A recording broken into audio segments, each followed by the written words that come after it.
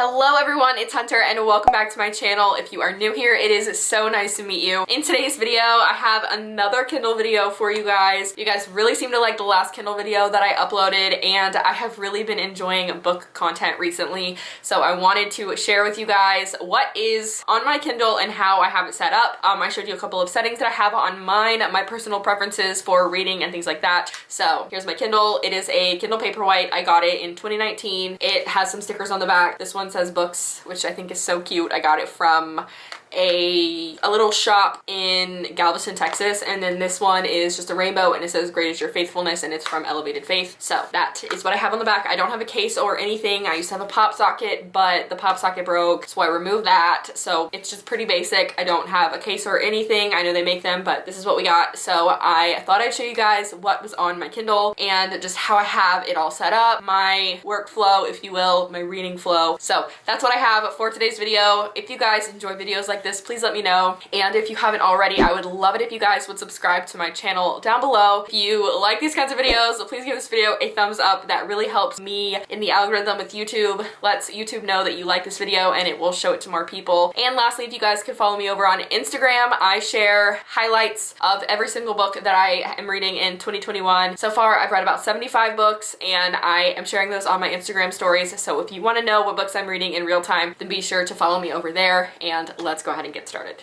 Okay, so when the Kindle is asleep, this is what it looks like. It has the book cover of the book that I'm currently reading. So I am currently reading this book, The Most Eligible Viscount in London by Ella Quinn, and so I love that this is the thing that you see whenever it's not on. It just, I don't know, it makes it feel more like an actual book. You can get rid of the ads, and it is like $20 to get rid of the ads, or you can buy your Kindle with the ads. I personally paid for them after to be removed, and that is kind of the cover. So now we're gonna wake it up. If you have ads, there will be an ad and then it'll wake up and you'll have to like swipe up. So obviously here's my book. So I want to show you the settings that I have it on. So first I have it on dark mode. You can change it from light mode to dark mode, but I personally prefer dark mode. My phone is in light mode, but I prefer dark mode for the Kindle. It just makes it darker whenever I'm reading in bed. And I have the brightness turned all the way down just because I know that I can see in all my lighting situations. I've never really needed to turn the lights any higher than that. So that's kind of the setting that I have there. I also do have it auto synced to my phone. So if I read on my phone, so like I read on my phone at the gym and then I come home, Kindle. So here we are. So now let's look at the settings for text that I have. So you can have the standard compact or large theme, but I currently have it set to a custom theme. So I have the font family is Bookerly, and as you can see, if it'll go, as you can see, there are lots of different options. When I took graphic design in college, we talked about the psychology of fonts, and there are sans serif fonts and then there are serif fonts. So sans serif means, or serif, the word serif means feet. So the ones that have the little feet on them are serif fonts, and then the ones that are sans serif are the ones without feet. And we learned that because of the feet, it just makes it easier for the eye to follow in large bodies of text. So that's why I choose to have Bookerly on here. I like the way it looks better than Baskerville, Palatino, or Cecilia, I guess, but there are options if you want to have something else, but that's how I have it. And then I don't have any of the boldness turned on, and I do have the size as 10. As you can see, I have a lot of words on the screen. Obviously you can make them bigger or smaller, but I do have it turned quite a bit up. You can go 1 through 14, but I choose the 10 because if I am reading and I get distracted or something, then it's easier for me to find my place. It also makes me feel like I have more progress because I turn the page more often. I know that's really stupid, but it's really just in my head, so that's why I have it set up that way. Let's go back to, and then we have the layout. I just have it set as the default. So there's the orientation. You can make it vertical or horizontal. I prefer the vertical orientation. It just reads more like a regular book. And then the margins, I have them as small as possible, and I have the spacing as small as possible. And then there are some other things that you can do. So I personally have it showing me the clock up here. I just like knowing what time it is, so that way if I do need to know what time it is, or if I'm on a time crunch or I'm reading in between doing things. So like if I am, getting ready to go to church or something and I get ready early, instead of leaving early, I'll sit down and read, but that helps me to know what time I need to leave, if that makes sense. And then I also have the reading progress on. You can change it to page in book, time left in in book, time left in chapter, location in book, or none. I never look at the page in book or the location in the book. I always either have it on time left in chapter or time left in book. Right now I do have it on time left in book whenever I'm reading during the day, but if it's nighttime and I'm getting ready to go to bed, I'll change it to time left in chapter. So that way I know if this is why. Let me change it to time left in chapter. So if you'll see there's 11 minutes in the chapter, I probably wouldn't start a new chapter if I was going to bed, if I'm like really tired, but if it said there were like 3 minutes left in the chapter, then I would probably finish it. So I do like to have it there.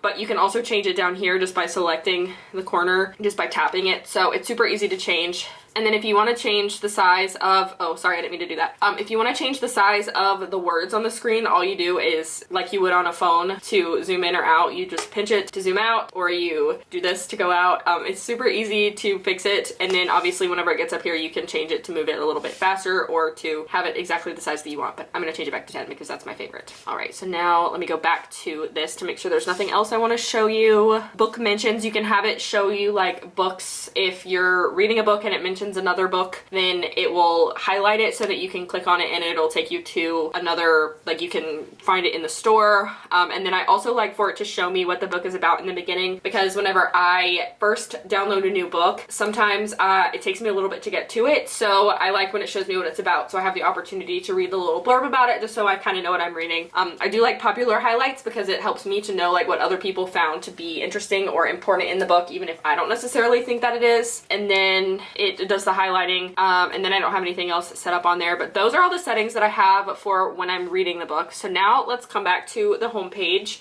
So as you can see, the home page, I think it's automatically set up this way, but it shows your library, your reading lists, and then it has recommendations from the Kindle store.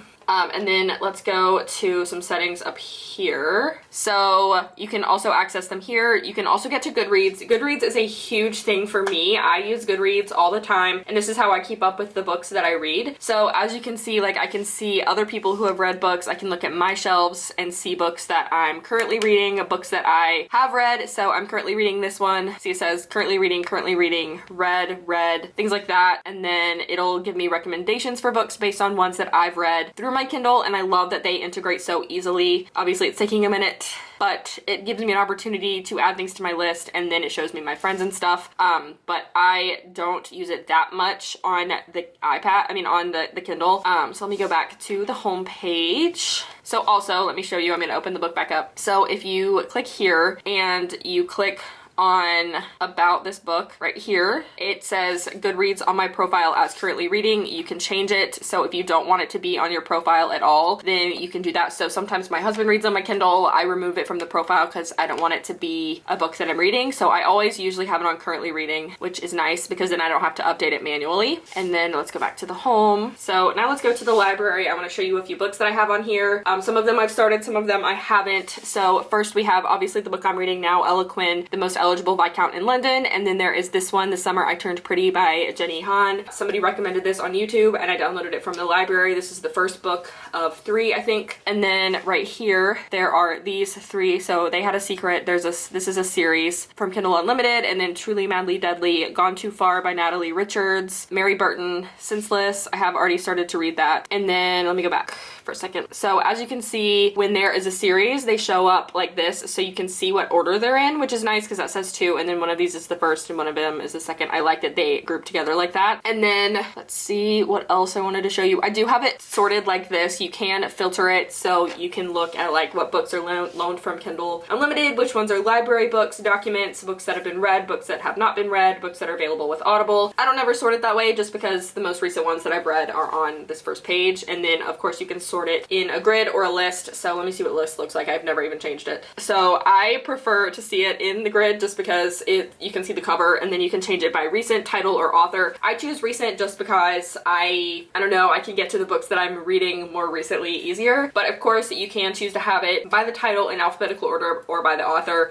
Like I said, I just choose recent because it's easier for me to get to the books that I am reading most recently. So I just clicked on this and downloaded it, so that's why it showed up at the front. But there is this series, and then Senseless by Mary Burton, I already said that one. This one was from the library, and I actually already returned it to the library library through the app. So I'm actually gonna return to public library on here. It will remove it from the Kindle, and then once it removes it from the Kindle, maybe it'll do it. I don't know. I don't want to open that book. Why did it just open? But you can see where I just opened this book for the first time and it showed me this. I'm not reading this book, so actually let's go back. I just clicked on a random book, sorry. But yeah, that is the books that I have. Let me go back. I want to show you the rest of them. Oh, come back. Okay, A Good Girl's Guide to Murder. There are 3 books in this series, but the 3rd one hasn't come out yet. So as you can see, these are loaded. So it says 1 and 2. So I've read those already and they were from the library. And then some Star Wars books, those are Mason's. And then The Cheerleaders by Kara Thomas. Let's see. It keeps opening them. Oh, see, here we go. The title is unavailable. I would have to purchase it if I wanted to read it, not from the library. And then this is actually a book that I downloaded, like the EPUB version of it. So the words are really, really tiny. It is straight up a PDF file of the book. I have not tried to read it yet just because I'm not sure if I want to read a PDF version of a book. And then Choose Me by Tess Gerritsen.